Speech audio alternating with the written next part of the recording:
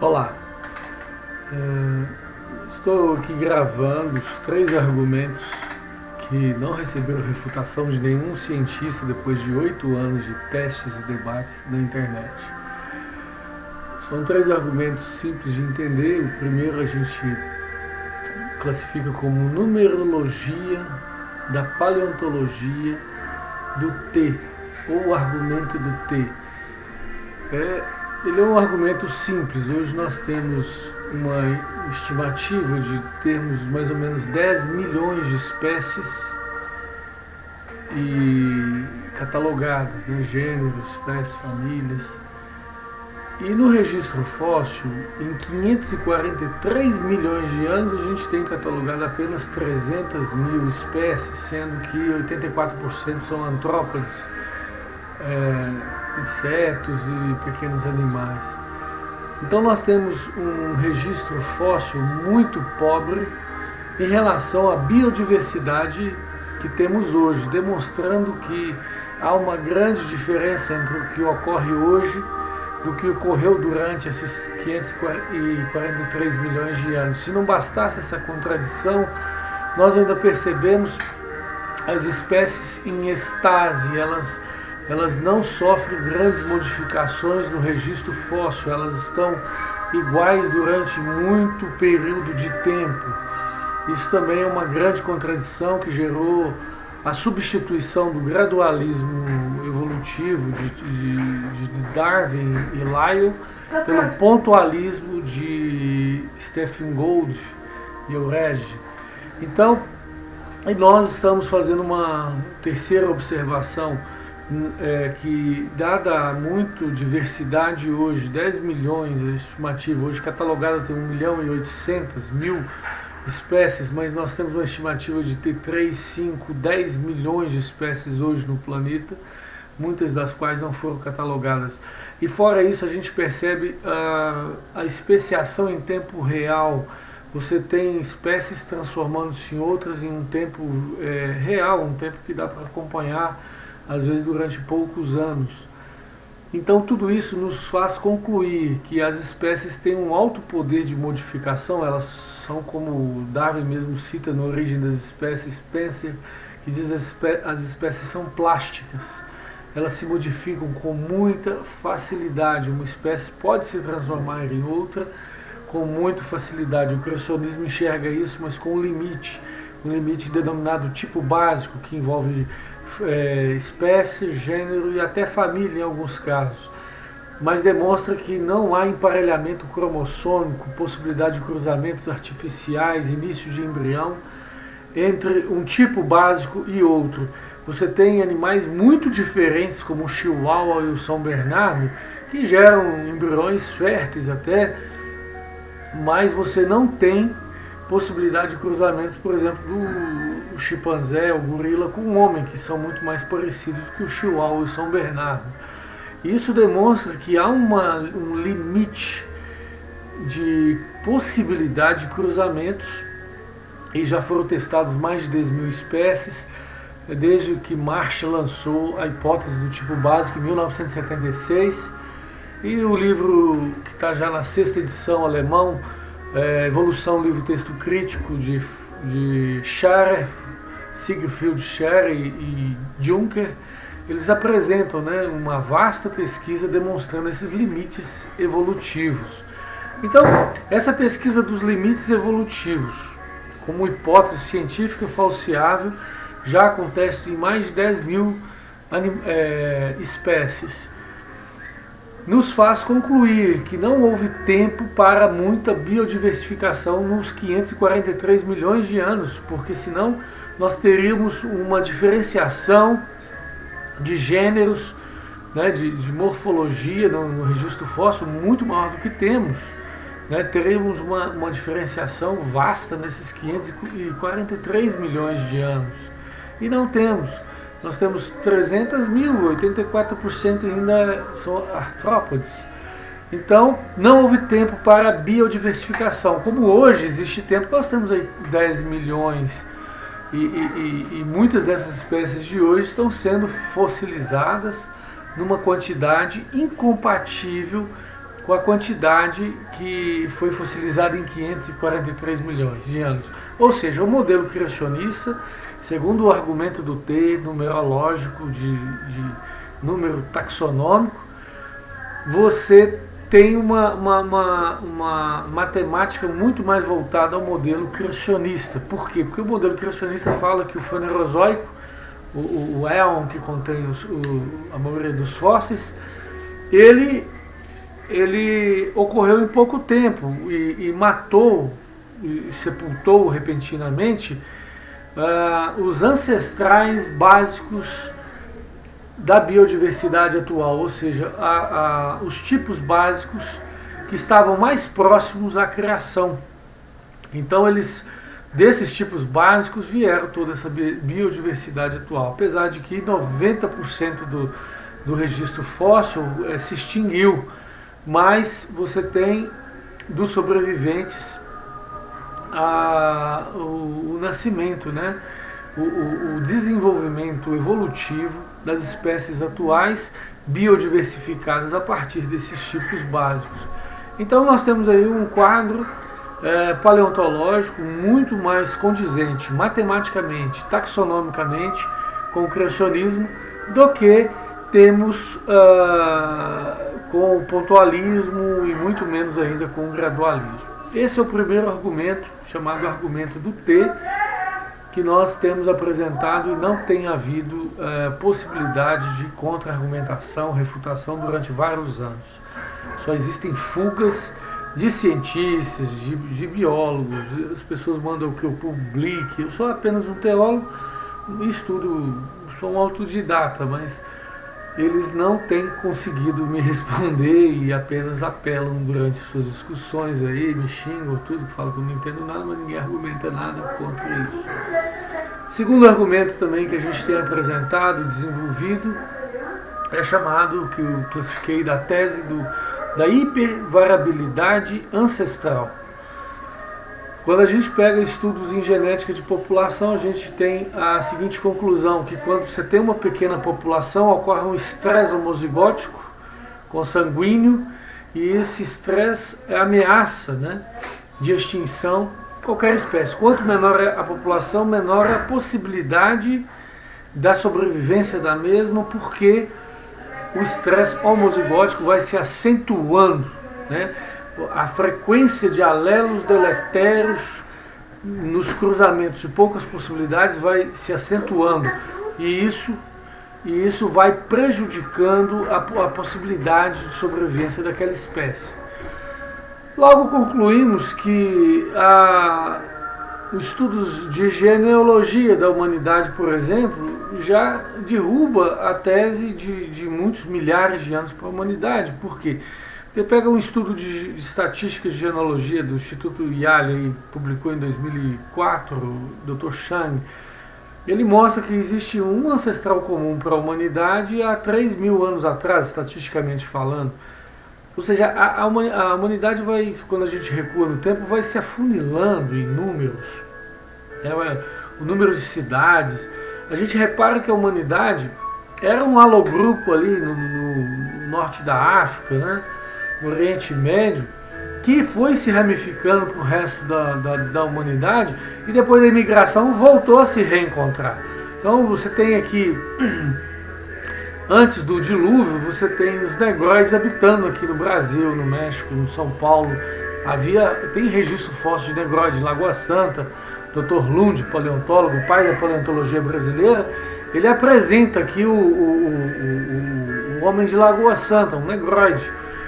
Como é que eles sumiram daqui e voltaram só depois da escravidão? Só o dilúvio explica isso. Só o dilúvio tem uma explicação. O dilúvio global teria uma explicação justa para isso. Então nós temos alogrupos dos quais descenderam toda a humanidade. Os mongoloides aqui vieram para a América e para a Ásia, os negroides ali para a África. E nós temos esses tipos morfológicos diferenciados, habitando, fixando as suas características étnicas ou raciais nos determinados locais que eles se adaptaram mais. Muito bem.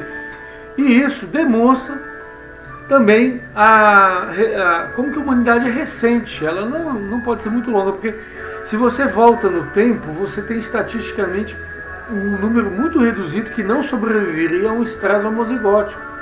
Como não sobreviveu a um estresse homozigótico, nós chegamos à conclusão de que o DNA das populações ancestrais não continha o número de mutações deletérias que contém recentemente. Então houve, num passado recente, compatível à estatística genealógica, um DNA sem um número de mutações significante. Caso tivesse, teria muita frequência de cruzamentos com alelos deletérios, e isso extinguiria a nossa espécie humana.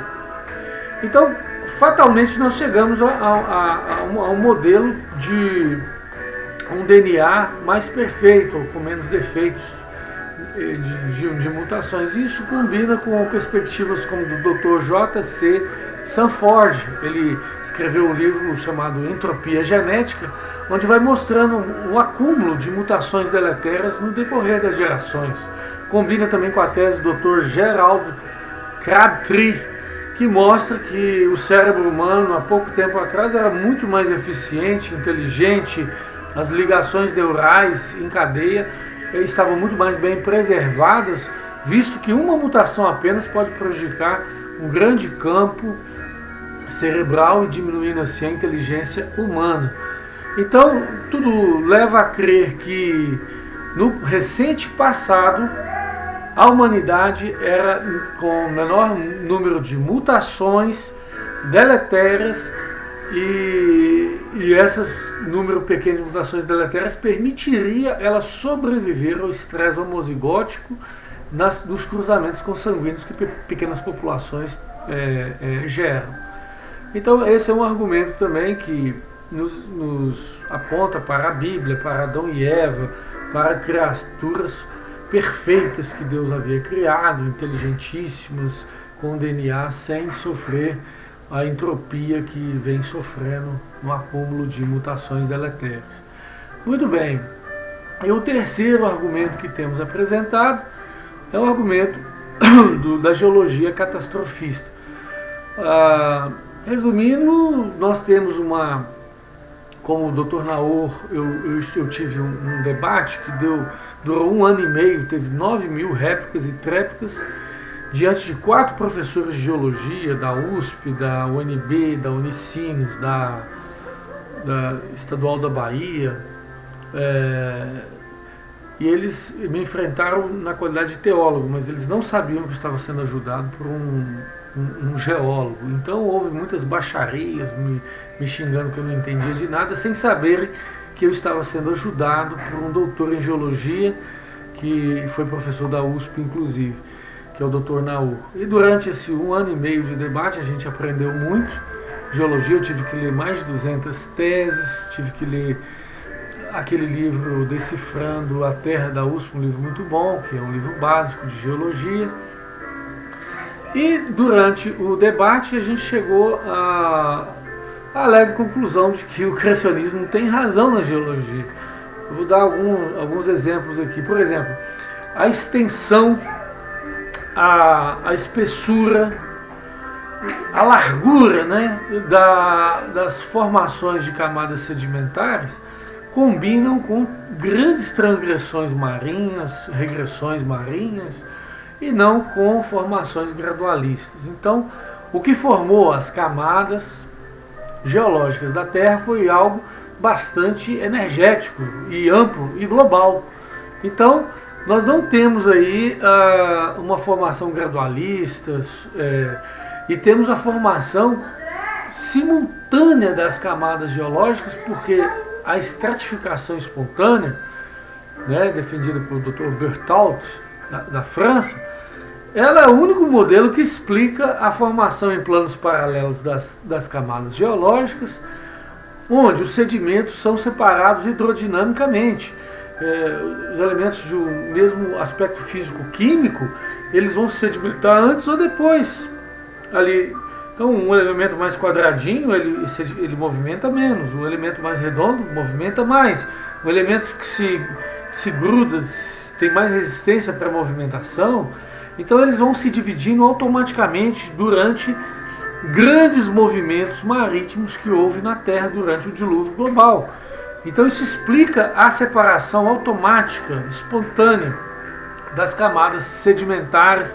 Explica por que o registro de minas de carvão estão todo no Carbonífero e não estão no Cretáceo. O Cretáceo está cheio de dinossauros precisando comer e não tem comida lá. Não tem registro fóssil vegetal compatível com a necessidade desses grandes animais. Já no Carbonífero... Peraí, estou terminando.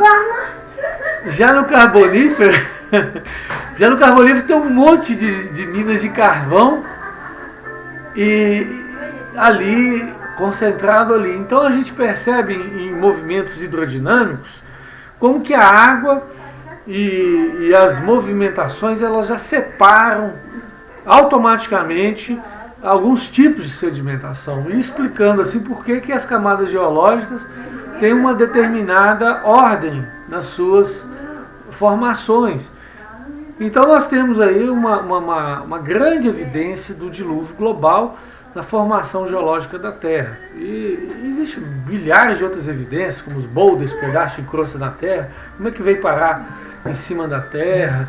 Nós temos dobras, nós temos, por exemplo, por que não tem elefante e girafa, rinocerontes completos sendo fossilizados hoje, sendo que no passado temos animais imensos fossilizados, às vezes por completo, com grande grau de preservação. Porque a energia necessária para fossilizar esses grandes animais existia e hoje não existe. Hoje o mundo está apenas com algumas catástrofes em algum local aqui ou ali, mas catástrofes bem minúsculas em comparação àquelas que ocorreram durante o Fanerozoico, desde o Cambriano. Sendo que do Cambriano ao Pleistoceno nós temos aí grandes evidências de grandes impactos de asteroides, o que nos remete à ideia de que houve, como efeito dominó, queda de asteroides e várias mudanças de ordem global na Terra. Nós vemos aí cachoeiras com pedras rasgadas, com cenários catastróficos aí em volta delas, mostrando que nenhuma energia, nenhum catastrofismo da atualidade poderia compor tal cenário geológico, mostrando que a geologia da Terra indica um grande catastrofismo que deixou marcas indeléveis, que demonstram energias de conteúdo, de proporção global, e que os astroblemas, os asteroides que impactaram a Terra, os grandes transportes, as grandes erosões, as grandes sedimentações que se fizeram na Terra demonstram que estão todos conjugados e que ocorreram em pouco tempo. Grande energia indica também pouco tempo. E toda a geologia da Terra se explica de uma maneira muito mais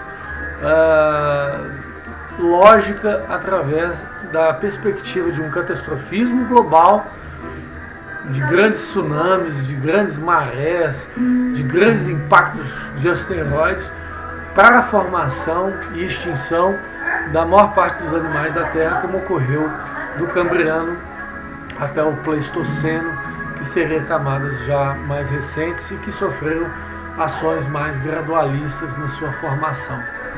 Então, dessa forma, temos aí esses três argumentos imbatíveis com os quais temos desafiado aí a ciência moderna.